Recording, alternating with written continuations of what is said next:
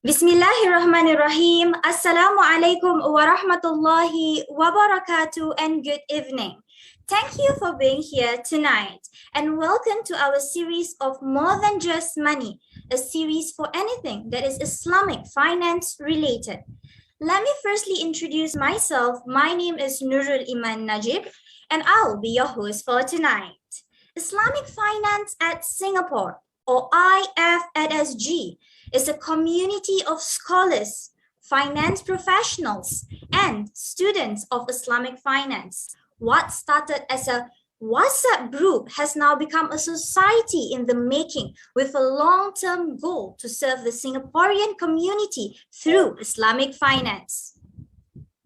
I'm honored to share this platform with our distinguished guests from Maybank with an interesting topic, the new fund on the block.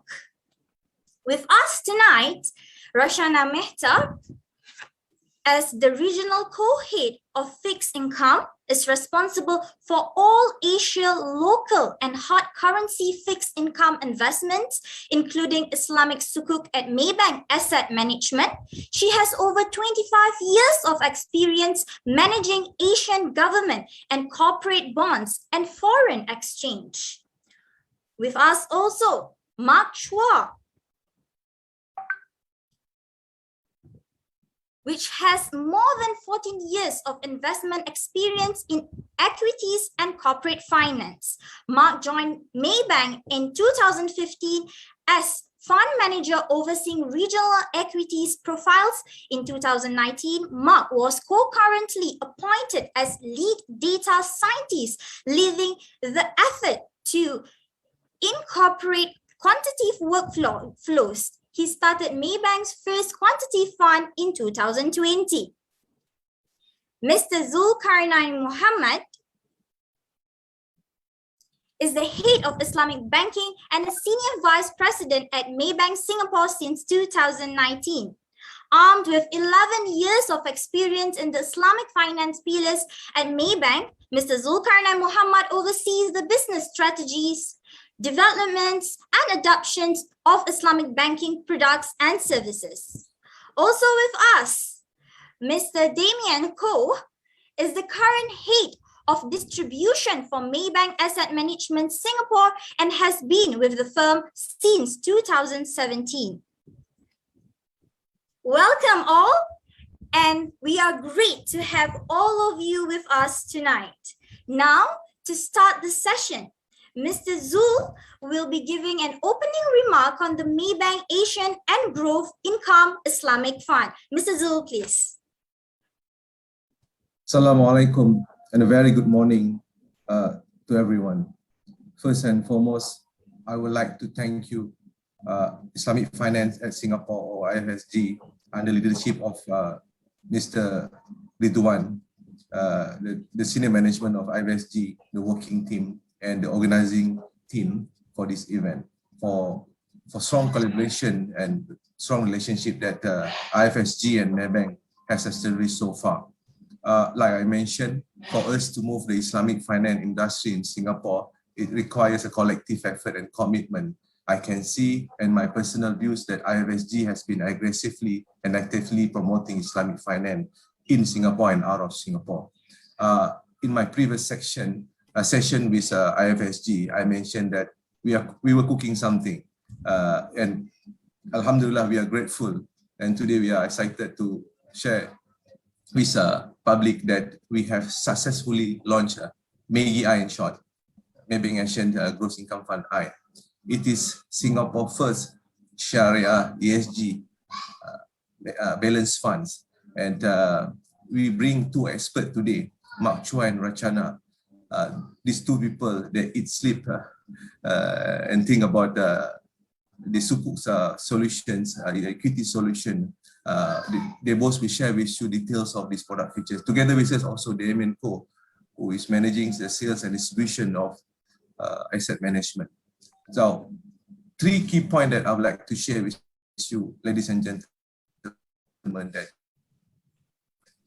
this MAGI-I, first and foremost, it is a Sharia compliant investment product. It embeds ESG component. it carries the values of ESG. It is responsible in the matter of E, S, and G. And it applies quantitative methodology to ensure the performance of the fund to meet expectation of our client. My three colleagues, as you can see, they always will share further details and answer your questions. Back to you, Nurul Iman. Thank you so much, Mr. Zul. All right, so without further ado, let's dive into the question, because definitely our audience are really excited to know the new product that Maybank has just launched. All right, so the first question: Islamic theme funds don't come often to Singapore shores all year round. What more with an ESG plus quant element added? And yes, there is already a similar balanced fund by Maybank on the conventional side that is performing well. But how long and what was the process like in creating this fund? Yeah, thanks, Nurul, for the question. I think, like Zul mentioned, this fund has two aspects. One part is equities. The equities part is actually managed by a quantitative model that we designed. And the Sukuk part is actually managed by Raj. So for myself, on the equity side, normally when we come out with new funds, we take about 6 months. We backtest a lot of the data and find an investment strategy that works pretty well. So we already have pretty successful quant funds that we've launched since last year. And then with this product, we're actually taking some of the successes of that and applying it to Islamic investing. Thank you so much. Thank you so much, Mark. All right, follow-up question. As we are aware, Maybank recently launched its new Maybank Asian and Growth Income Islamic Funds.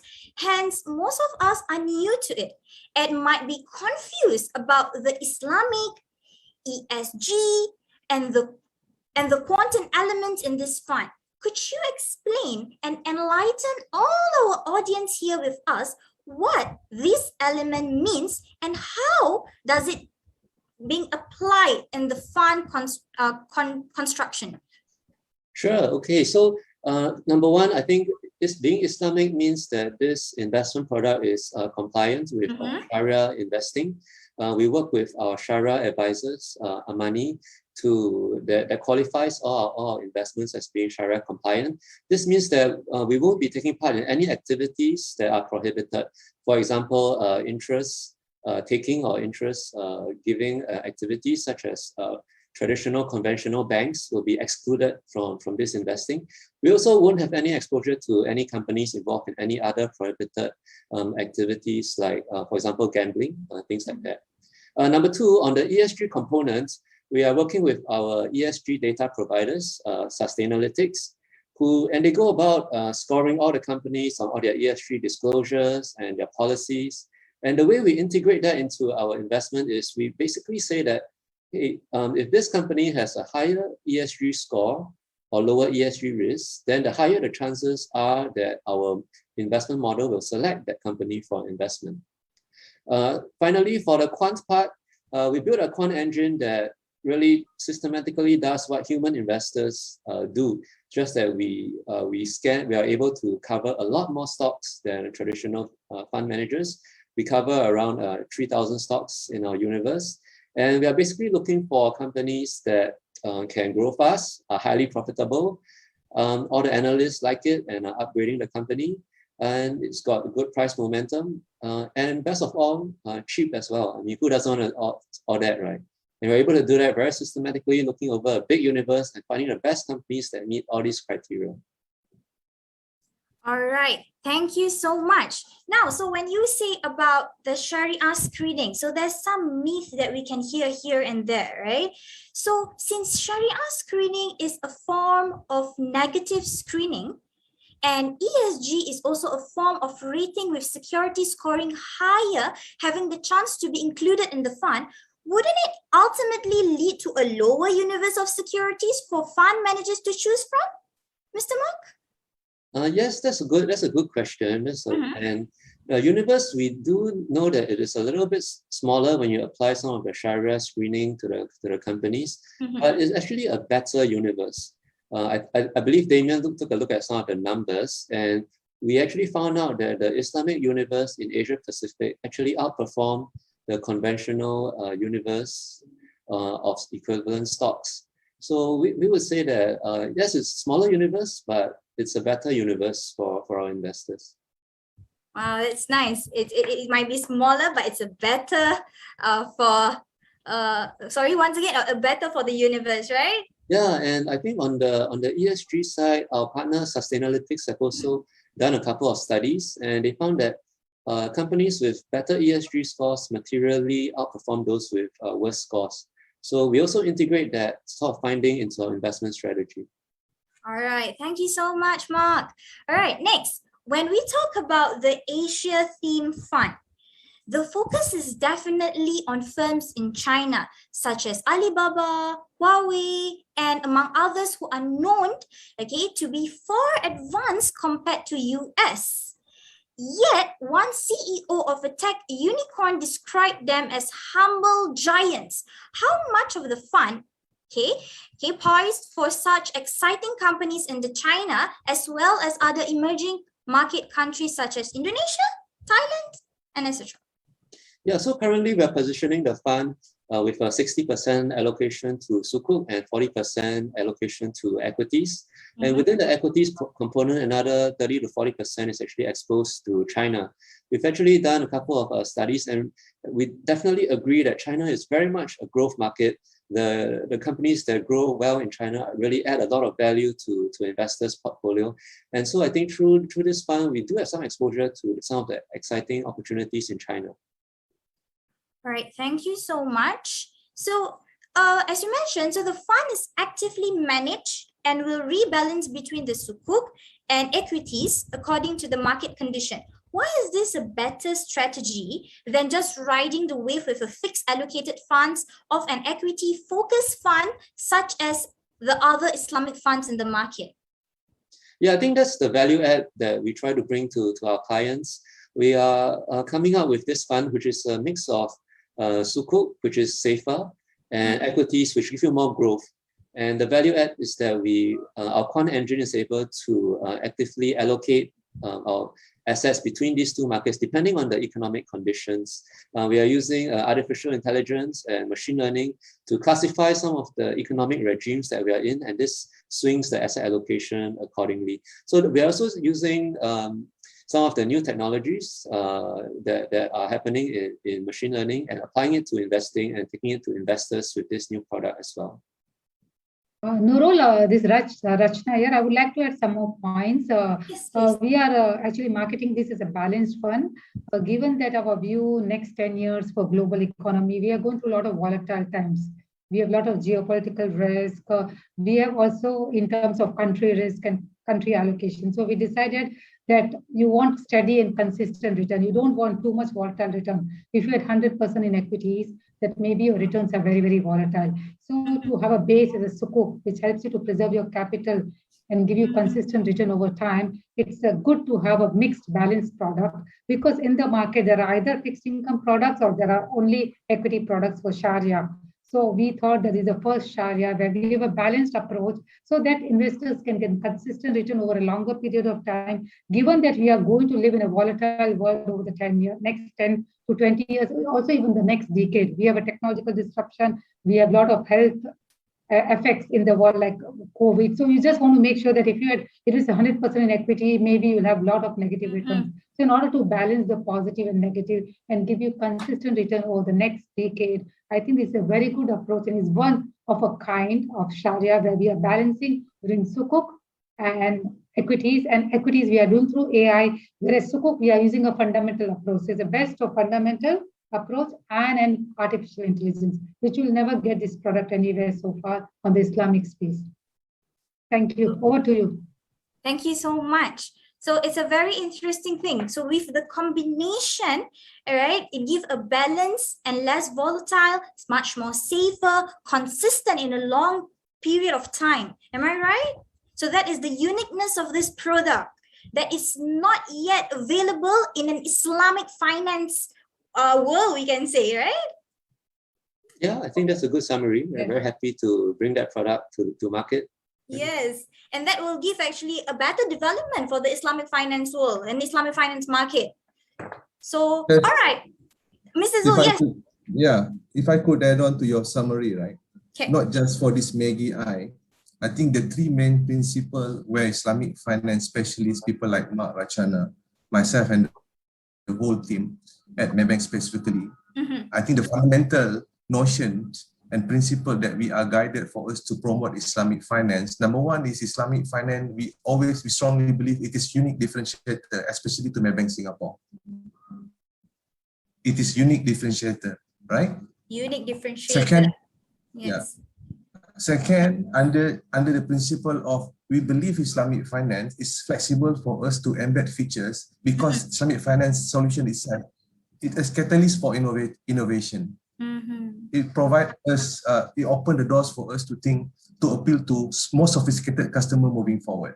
Last but not least, which is also another important element under the principle of our product philosophy, is Islamic finance is a promoter of sustainability. So these three elements is a strong fundamental where we can structure any new product moving forward. For now, we have MAGI-I, but let's talk about this MAGI-I future. In future, we will have more. Back to you, Nurul. Thanks. All right, it's interesting. All right. Okay, so thank you so much, Mark, Rashana, Mr. Zul, for the inputs just now.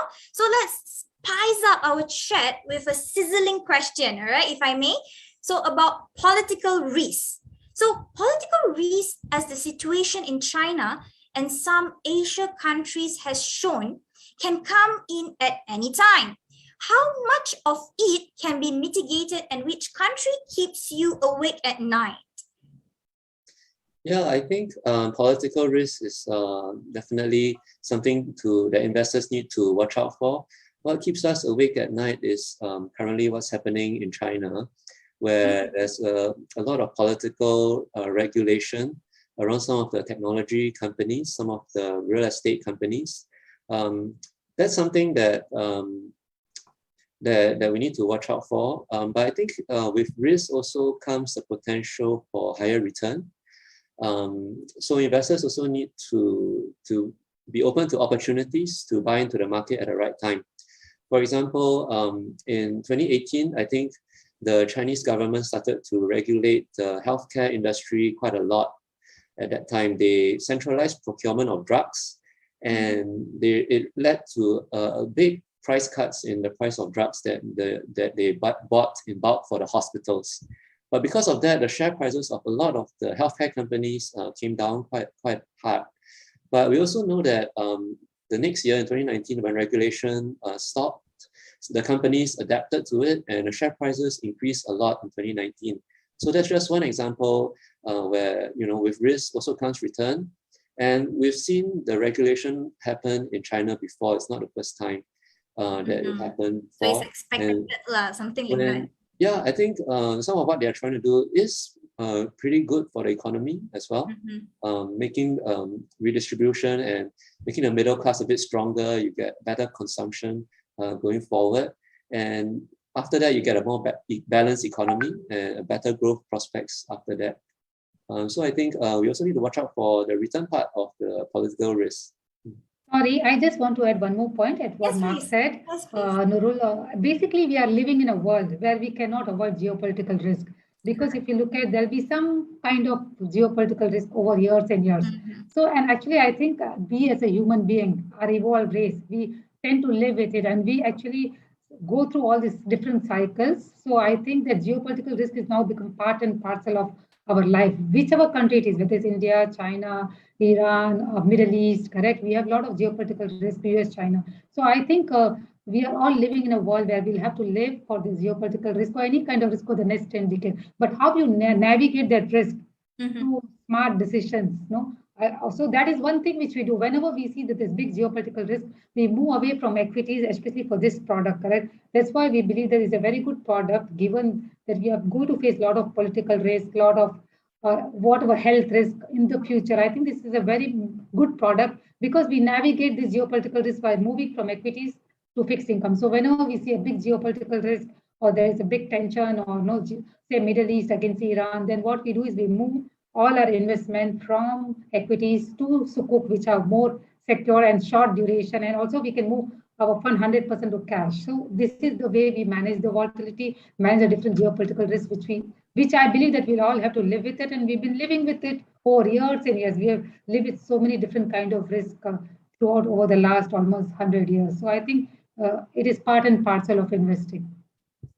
Right, thank you so much. So it's just by like we were swapping from equities to Sukuk, from Sukuk to equities whenever we see the condition is at a risk and etc. Right? So Absolutely. that is actually the benefit of this product, if we could say. All right, so that is how also the one of the method to mitigate when it comes to political risk. And like Rashana has said, like life is also full of risk. What's so in financial investing and etc. Okay, moving on. So Sukuk, so we have already mentioned about Sukuk. So Sukuk, okay, just let our audience to understand better. Sukuk is actually the Islamic version of a bond. Okay, it seemed to be commonly oversubscribed, especially in Malaysia and some part of the Middle East. Is this pointing to supply issues, and why is it outperforming conventional bonds? Okay, thank you, Nurul. Yes, actually the reason for Sukuk outperforming the conventional bonds over the last couple of years is we've seen a huge demand of Islamic bonds, of course, out of the Islamic countries like Malaysia, Indonesia, and Middle East. And the supply has been limited. So just in terms of the supply-demand mismatch, you can see that over the next 10 years, there's been study done by Reuters and various other organizations that over the next 10 years, the supply of Sukuk is going to about 200 to 300 billion, but demand is going to be about 500 to 600 billion. So yes, the supply is limited, and that is one of the reasons that Sukuks are outperforming conventional bonds. And the second reason, apart from that, there's another important reason, which is Sukuks. If you look at most of the Sukuks, correct, their credit ratings are very, very high. So most of the countries which issue Sukuks are actually 60 to 70% is issued out of Middle East. So if you look at most of the Middle East countries, whether it's Qatar, whether it's Saudi Arabia, Abu Dhabi, Dubai, all of them are rated in investment grade, correct? So if you look at in terms of the ratings also, we have a higher rating. At the same time, it is giving us a better yield. So not only because the demand-supply mismatch, but I think even the ratings are much more higher. And that's why there's more demand for those space, because you get slightly higher return. Because the other reason was that Islamic bonds were not known very well, correct? Over the last 10 years, actually none of the Middle East countries were issuing any bonds because they had huge amount of oil reserves. So they didn't have to issue all these bonds. But over the last 10 years, as the oil price have dropped, all these Islamic countries have started issuing bonds. So market is becoming aware of these Islamic bonds, and more conventional players like us actually wants to buy Islamic bonds because the ratings are higher and we get wider spreads. So not only the Islamic investors are buying Islamic bonds, but even conventional investors are buying Islamic bonds.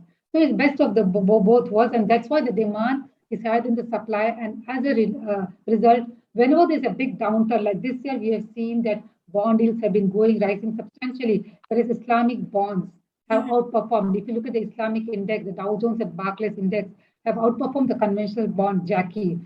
In fact, Islamic indexes are up about 1 to 2% because they are short dated in nature. There's a lot of demand, not only from Islamic investors, but also from conventional investors. And I think another interesting point about the Sukuk is that, most fixed income have a negative correlation to the US interest rates, right? But I think in the Sukuk universe, correct me if I'm wrong, Raj, the correlation is actually positive, right? Because the demand was so strong.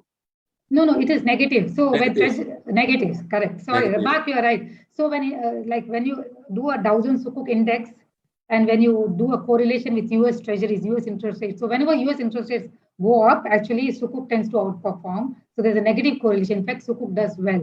So Sukuk is not related to interest rate rises. So yeah, they are negatively correlated. You're right, Mark. They're negatively correlated. So if you're worried that over the next 2 to 3 years, interest rates are going to go up, then the best time to invest is into Islamic Sukuk, because Islamic Sukuk will tend to outperform. And the most important reason is most of the Islamic bonds are actually 5 years. They don't have longer dated maturity. 70% of the index is 3 to 5 year bonds. So 3 to 5 year bonds doesn't get impacted that much by interest rate rise. If you have 10 and 30 year bonds, then they get impacted by interest rate rise. That is one of the reasons that Sukuks are negatively correlated with US treasuries. So it helps you to perform better, especially in a rising interest rate environment. Okay, so thank you so much. So what we could actually understand from here is that Sukuk has no relation with the fluctuation of the interest. Hence, that's the reason why Sukuk is safe to be used. Could I say like that? That's why it's not that no relation, it is less relation. It's negatively. Yes, less relation. Yeah, sorry. yeah. It's negative. Relation. So if one goes up, the other goes down that way. So that. Okay, yeah. All right. Thank you so much for the clarification. Okay, so that's the benefit of Sukuk, and hence we can see the demand there because of the negative correlation of Sukuk and the interest rate. Yes. Yes. Okay. Thank you so much. So if I could ask further, okay, specifically, okay, when we talk about Sukuk, what is the case for developed countries such as Singapore when we are offering Sukuk then? Okay, so far we have not got any Sukuk from Singapore government bonds, government market. We have one, Hong Kong government has issued a Sukuk.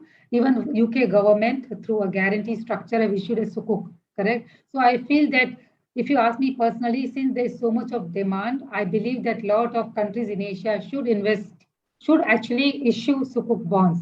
So we have Indonesia and Malaysia, of course, all the sovereigns and the governments have issued Islamic bonds, the government bonds. We have Hong Kong, which has issued its first Sukuk, and we have a UK government, which is guaranteed, have issued a Sukuk. So I feel Singapore is a destination where we have a huge amount of Muslim population, and there'll be a huge demand if they come out with an Islamic bond. So I feel Singapore stands a better chance, and there'll be a lot of demand, not only from Middle East, but also from Asian countries. So I think I see a big growth where a lot of governments, instead of issuing conventional bonds, they should start also issuing Islamic bonds in future. And I think there's a big demand for it. All right. Thank you so much, Roshana. So it means we can see the potential in Sukuk to be in Singapore, right? Absolutely, issued by Singapore government, yes. Or some of the corporates also, definitely. Right. Thank you so much. So next, the fund, okay, in its conservative stance, could invest in gold ETFs beside cash. And we understand that gold is a safe haven for institutional investors. But why? The question is, why so? And what situation would push the fund to be in conservative mode? Okay, maybe I can answer this question and then Mark can add something. So basically gold, as we said, gold is a very good inflation hedge. So if you are expecting stagflation, where is high inflation and low growth, correct? And this is what the market is grappling today. If you look at it, there is one camp is saying that we have high growth and high inflation. The other camp is saying we have low growth and high inflation. When we have a low growth and high inflation, actually gold as a very effective hedge.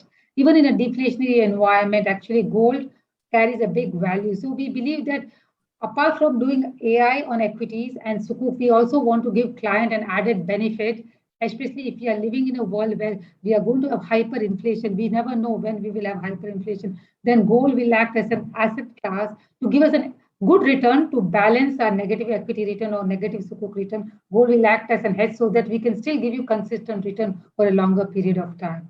So one of the environments where gold works well is when there's very high inflation, or also in a deflationary environment, gold works pretty well. So these are the two environments where gold connects. It's a very good hedge, especially when markets are too volatile and people are worried about higher inflation over the next 5 to 10 years. Mark, you can add more points if you want. Yeah, sure. On the asset allocation, we have it at two levels. On the first level, there's this quantitative engine. And basically, we use like machine learning to classify the economy into 4 different states, like when it's expanding, when it's slowing down, when it's in a recession, or when it's growing. And we adjust our positioning accordingly. And on the other hand, we also know that some certain things are not really captured fully by the numbers. For example, if there's a huge bankruptcy of important money center bank, like Lehman Brothers in 2008, that's something that the human fund managers with our experience will pick up on. And we can also come in and cut the allocation to risk assets accordingly. So that's how we swing the asset allocation with the aim of giving our investors a lower volatility, a smoother and more consistent experience with this fund.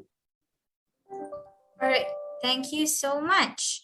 Now, let's hear from Mr. Damien.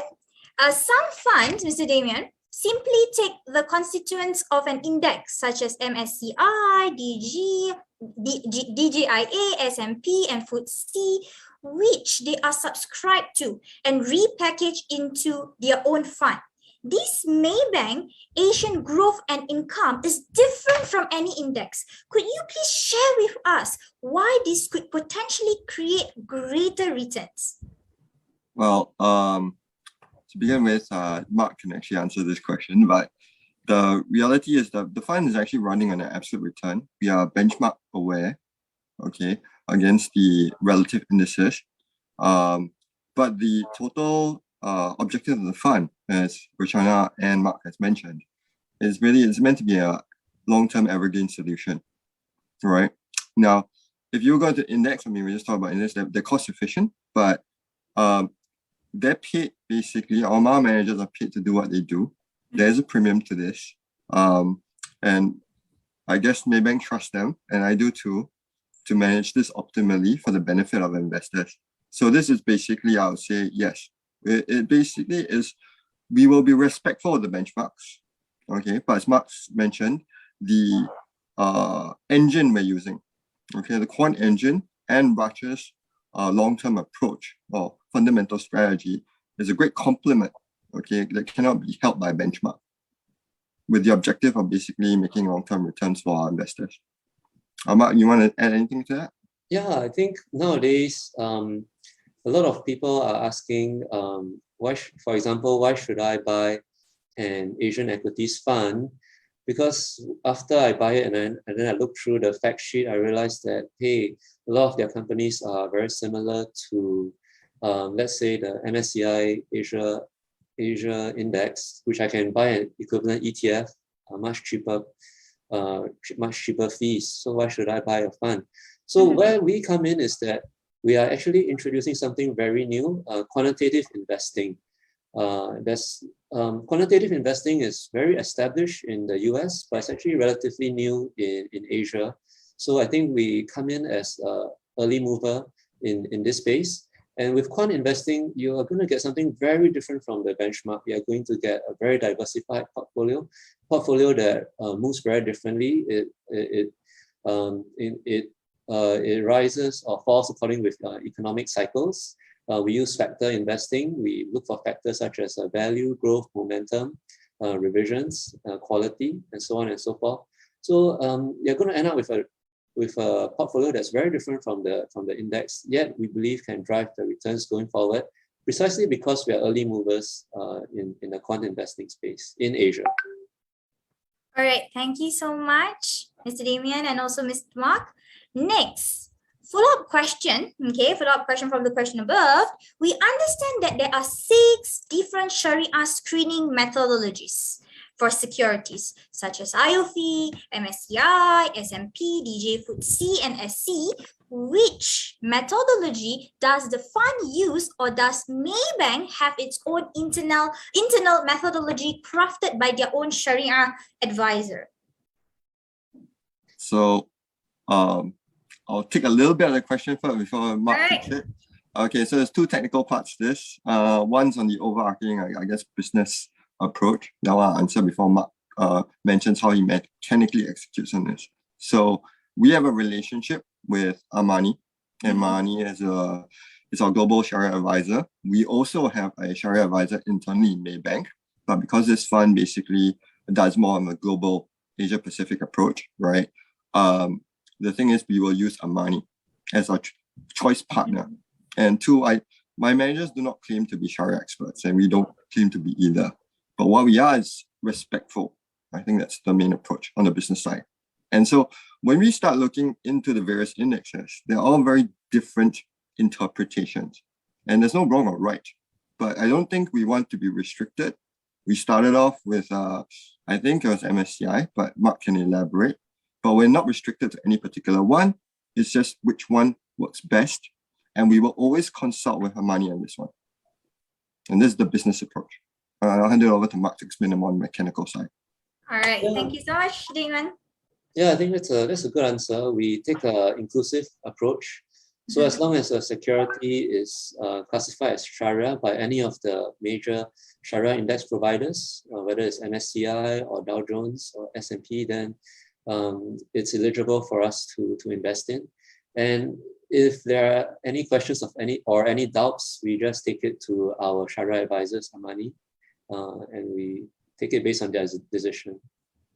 All right. Thank you so much for enlightening us with those answers. Next, personal finance books such as Unshakable by Tony Robbins and Rich Dad, Poor Dad by Robert Kiyosaki, among others, promote the use of index funds or the next best alternative as ETFs. Okay, due to their lower funds expense. And while we understand that funds like the Maybank Asian Growth and Income Fund is professionally and actively managed, what is your argument against these personal finance gurus? Okay, Nurul, I can answer part of it. Basically, yes, I do agree that ETF is a good way of investing because it's very cheaper. But for example, Sharia bonds are still not available for all the retail investors. When you buy a bond, generally it is minimum is $200,000. You have to buy a single bond, so it's not easily available. There is not a big ETF index for Sharia investing, correct? And we are actually taking artificial intelligence and fundamental approach. So that is one of the reasons that the fund fees is actually reasonable, because there are not many investors who can directly. Actually, they can go and buy directly any Middle East bond. It's not at all easy to buy. Yes, of course, if you're buying some of the equities which are Sharia, it is easy. But here we are having a balanced approach plus a quant approach on top of it.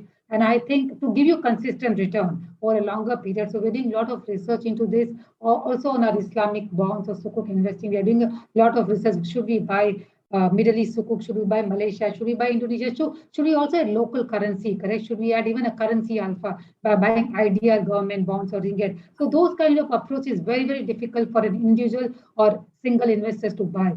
And to me, if a retail investors buy one bond, actually they're taking a lot of concentrated risks because it's very, very difficult for them to diversify across a portfolio. So I think the fund manager's value add is to diversify across a portfolio to prevent the downside risk, because we are there in the market all the time. And we are having best of both the worlds with artificial intelligence, with Sukuk investing. So I think the fund expenses are justified given that we are actually using different strategies. And at the same time, I do believe that for bond investing is very, very difficult for a retail investor to diversify the portfolio because the minimum size is very, very big. And we are actually investing not only in Middle East, we are not only investing in Asia, but we're also investing in Middle East, which is not an easy market. People over the next 10 to 15 years, I'm sure there'll be more ETFs coming out. But I think this approach of having the quant plus fundamental on the top of it, some currency alpha, I think it justifies the fund expenses. And currently, there are not many ETFs available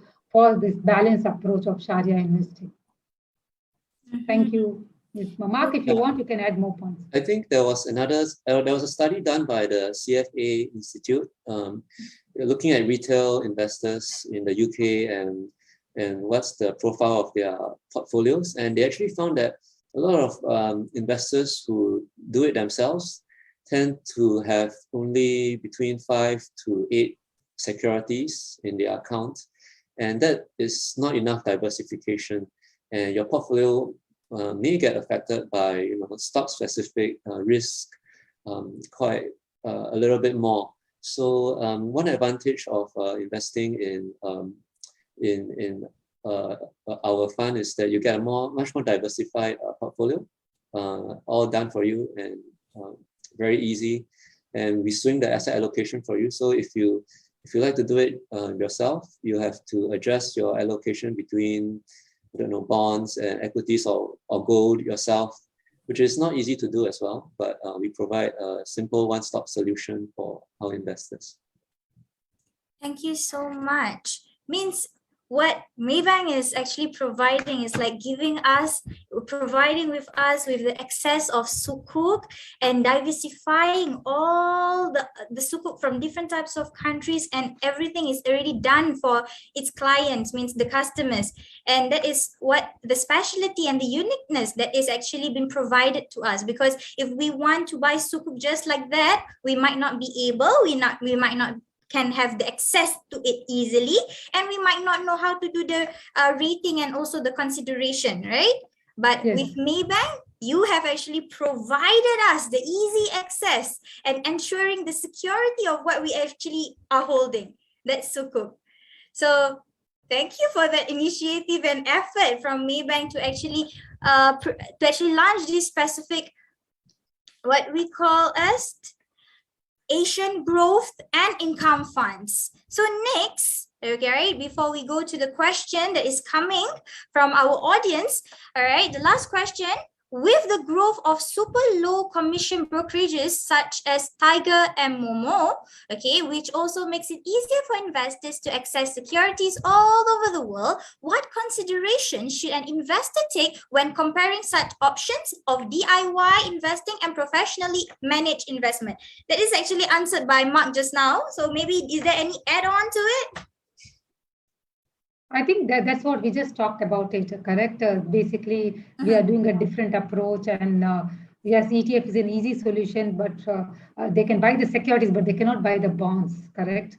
Because bonds is not an easy. So we are actually giving you a mixture of both equities and bonds, and we are doing the asset allocation, correct? We are moving from bonds to equities. Plus, we being an institutional player, we know the news very fast. So we actually change our model to make sure that we move from bonds to equities very fast, so that to avoid the downside risk, correct? So this is the whole idea. And as I mentioned, that over the next 10 to 15 years, we are going to live in a very volatile world. Your equity market is not going to be one-way street. You will have ups and downs, ups and downs. So we, from our model, we navigate these different things so that when there's a down market, we are not down. At least we try to preserve your capital. And when there's up market, we take the upside. So that is the best what we are doing, using our model and doing the asset allocation, which not many investors, yes, they can buy individual stocks, but do the asset allocation between bonds and equities and gold and move through different cycles using our AI model, I think is not easy for many investors to do. I think just to add on Raj and Mark, to put it very simply, the difference between doing your own stocks, and there's nothing wrong with it, to be honest. Okay, it is a cheaper option. And we don't claim to be better than you. But if you're looking for a manager, I think that's a key word, really. If you want to manage it yourself, or you're looking for a manager, and most things in life I realize are important, we generally do rely on somebody who's professional about it. Okay, then I would dare to say that basically we're the most committed. Okay, we're most frontier when it comes to providing Islamic wealth solutions on Maybank, and Zul can attest to this. And it is built as a whole-in solution. Okay, it's not meant to bet supernormal profits like Bitcoin, if you want to put it that way, but it is meant to be something that is consistent and can deliver something above what you already have for management of your assets. So I'm proud to say that we do have a solution now, and our people are committed. But yes, it will not. It's not basically single, I guess, positions or bets within the market. Right. Thank you so much. No worries. All right, so we'll go to the question from our audience. So here we have a question. Since this is a new fund, how would you rate its risk level?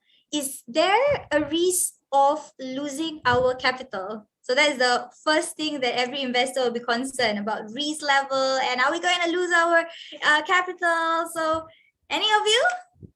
We open to any one of you to Okay, so that's a business question again. So my managers every day face risk. Their job is basically to overcome it, deal with it, and deal with the stress that comes with it. But the markets are the markets. This fund is not a guaranteed product. So I'll be very clear about that. Okay. And a guarantee comes with a price, and we don't think that's fair to investors. So we did not make this fund a guaranteed product because that would drop the yield.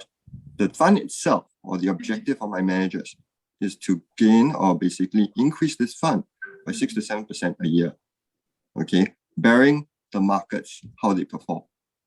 But overall, just like your work, basically, they have to work with that target, okay? And for basically the risk investors partake, they're paid, or they pay a very cost-optimized fee, okay, or charge within the product. So the product is actually very, very cheaply priced for getting professional managers to manage the asset allocation of both Sukuk and equities, right? And but that being said, it is not a guaranteed product. You would have to trust your managers, which is us, per se, to manage it within the target set. All right, thank you so much. Yeah, I think in terms of risk profile, I would say it's probably something like medium risk. Because if you have a pure fixed income fund, that would be low risk. If you have a pure equities fund, that would be high risk.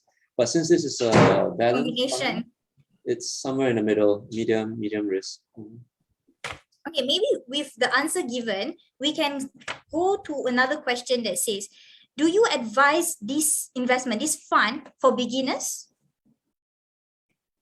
The beginners and those that are newbie in investment, is it like, so, yeah. Okay, so maybe I'll take this back a bit.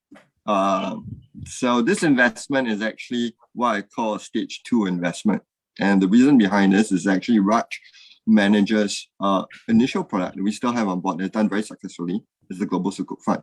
And maybe I can share a little bit of the Islamic vision of asset management in line with where Zul's Islamic team is trying to build Islamic wealth management for the Islamic community in Singapore.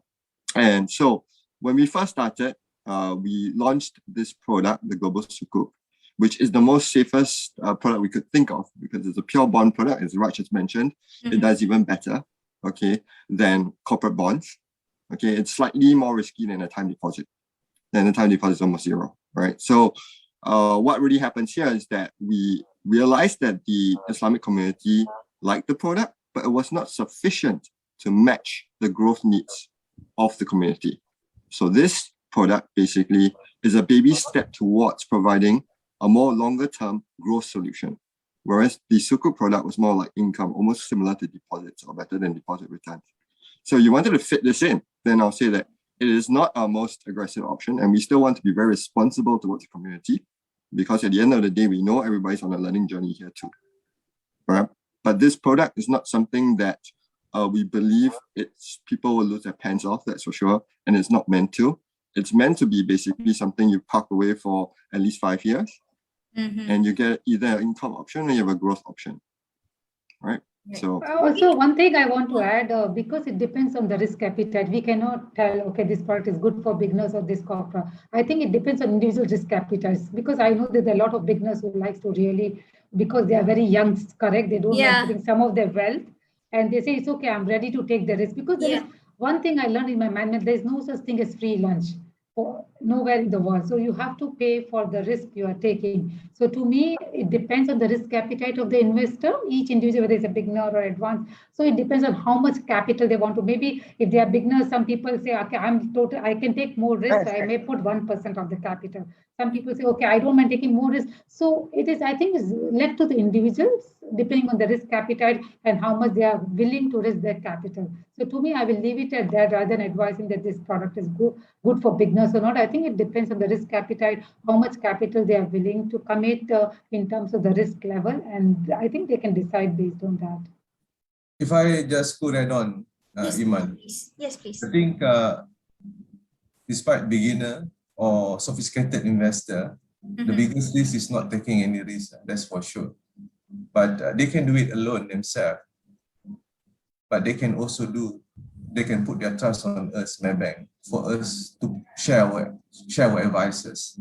We can consult that, we can handhold them according to their risk return appetite. Now, for beginners especially, I would like to share with them, there are 5 pillars of Islamic wealth management. From Islamic wealth creation, that is a basic saving deposit product. If this is principal guaranteed for sure, and it's safe. But if they are looking to accumulate their wealth. This is the second pillar of Islamic wealth accumulation. So within the pillars of Islamic wealth accumulation, this is where traditional and alternative investment product and this product that we are talking today falls under the second category of Islamic wealth accumulation. With a hope that with a hope that it can enhance total return from the capital gains. Like I mentioned earlier in earlier session, that any Islamic finance solution product, especially in the investment space, it has to be sexier, it has to be appealing and enticing. We have seen success of the conventional equivalent of this fund, MAGI-I, right? So at least we have a benchmark, and we create this shariah version, shariah compliant version, for us to cater for specific faith belief segment, which is Muslim specifically. But this is universe for all other race and religious customer.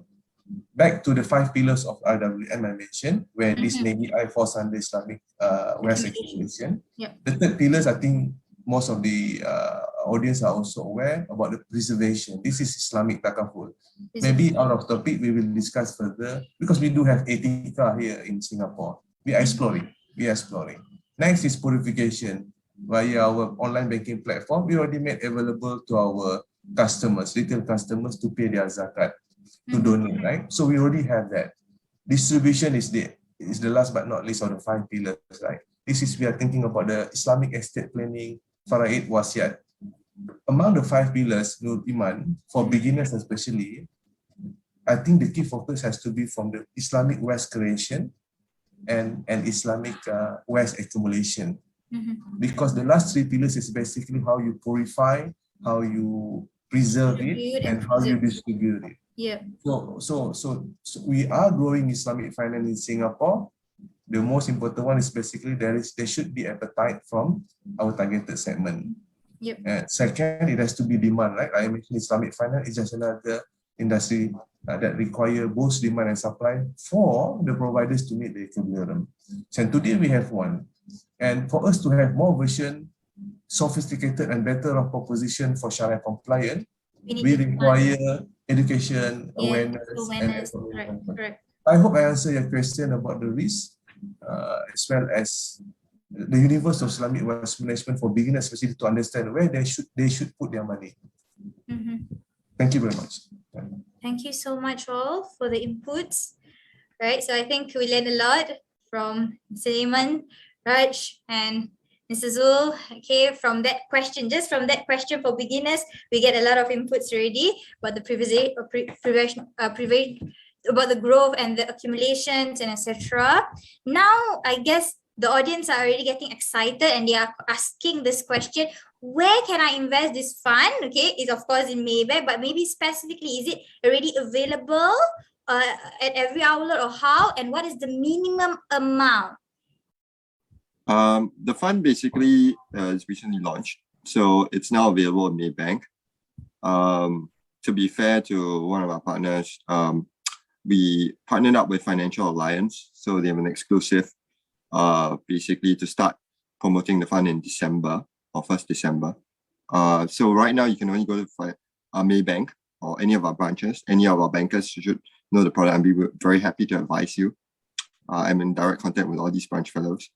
The cost of the fund is actually very, very affordable. The minimum investment is 1,000.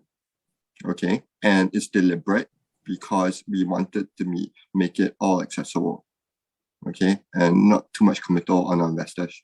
So, yes. The other side is, of course, you can go to Maybank online if you have a Maybank account to subscribe into the fund online. All right, thank you so much. Next, we have this question. Currently, the price of the due fund is at 0.9790. Very specific, this question. How much growth will you expect the fund to grow in 2 and 5 years? I mean, the person also makes some research already, reading already. That is how people have... So I'll start with the firm level expectation of the managers before the managers give their views on how the market is. Firm level expectation is it's supposed to deliver 6% 6 to 7% in totality annualized per year. Okay, of which there's an option that 5% gets distributed on a monthly basis. Okay, or 5% per annum is distributed on a monthly basis. Okay, that's an option for investors. Now, I'll leave it to the managers to explain from where the market is today, whether they can arrive at a target or not. All right. Yeah, I think as Damien said, if you take a 5-year view, it's roughly 6% a year, annualized over the 5 years. Of course, we don't get there in a straight line. It can be a bit higher certain years, a bit lower other years. But yeah, I think that's the general range we are targeting towards. Thank you so much. Maybe we can get one last question from our audience. Indeed, there's a lot more questions, okay, but the time is not on our side. So this one question, maybe you mentioned 6 months to create this fund. Is it much longer when it comes to Islamic fund? Is it much more longer when it has the Islamic element in it? Also a very curious question from our audience. I would say not really, because we already have experience running a couple of Islamic mandates. Some of them are in Malaysia, but we've been advising them on. So we are familiar with the processes, and perhaps that's what enabled us to launch this fund pretty quickly, to capitalize on the momentum of the Asian Growth and Income Fund, as well as our Quant Fund launch earlier. So I would say it's been okay for us so far, given our track record in the Islamic space. Okay, maybe one more question. How much more can financial institutions like Maybank play a role to preserve the environment when actually developing this specific product? To which extent, maybe, if I could reinterpret this question, to which extent does the financial institution plays a role in preserving environment, ESG concept?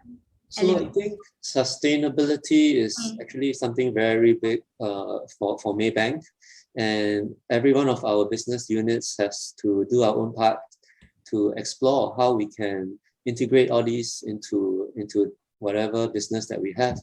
Well, for example, I know that on the loan side, we are coming up with green loans. And similarly for asset management, we are also integrating ESG considerations into our products.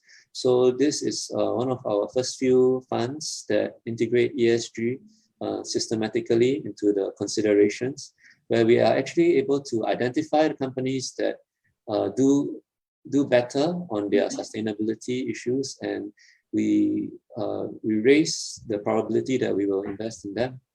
So little steps like this, we hope to do our part as well.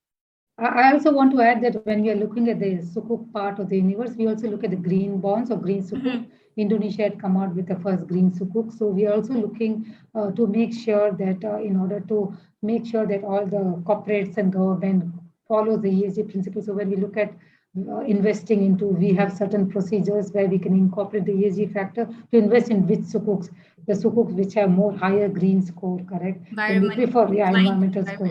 So environmental is important, but I think the social impact also is important. What kind of social impact they are creating to the world? Because nowadays we have a lot of people talk about environment, but nobody talks about social impact, correct? So we also look at the social impact in terms of the labor, wages. So when we invest in Sukuk, we're also looking to buy more and more green Sukuks. So far, we don't have that many green Sukuks to invest, but I think future is coming where more and more green Sukuks. Because on the conventional side, we have a lot of green bonds. But on the Islamic side, I think we have one green Sukuk, but I think there'll be more and more countries which will be issuing more green bonds and green Sukuk. So that also will incorporate into our process to make sure that we are environmentally friendly, not only sustainable, but the social impact also it can create through our investment into good companies or good bonds. We also, on the equity side, we also are able to identify which companies show an improvement in their ESG scores, and we also reward those companies as well. So hopefully that can be a little effort to encourage everyone else to move in this direction. If I could add on, Iman, Yes, that like what mentioned earlier by Mark and Rachana, Maybank Group as a whole, including Maybank Singapore and other overseas operation of Maybank, we are currently in the stage of ideation and formulating sustainability agenda. While those green or sustainability linked solution already on shelf, we are promoting it to our client. But we are solidifying our blueprint of sustainability agenda with greater commitment. But I can tell you, like I mentioned earlier, we have successfully, out of Maybank Singapore, we have successfully concluded the world first Islamic green loan for hospitality sector, right? We're proud about it and we hope to have more. And for retail customer, individual customer in Singapore, you can actually buy your electrical car or hybrid car using Maybank Islamic Auto Loan. So it's a Sharia compliant loan financing for green car. So we have these two products for Sharia compliant. One is for corporate, one's for the retail. And we are exploring more. When the time comes, we'll definitely share with public. Thanks. Yes, we are waiting for more interesting product from Maybank. This is just the one that we shared today is already an eye-opener for all of us that we can make a combination between that two with the uniqueness. Okay, so with that, once again, we thank you so much to the Maybank team, Rashna, Mark, Damon, Mr. Zul, and everyone. I believe there's a lot more that we would like to share with us, but time is not on our side.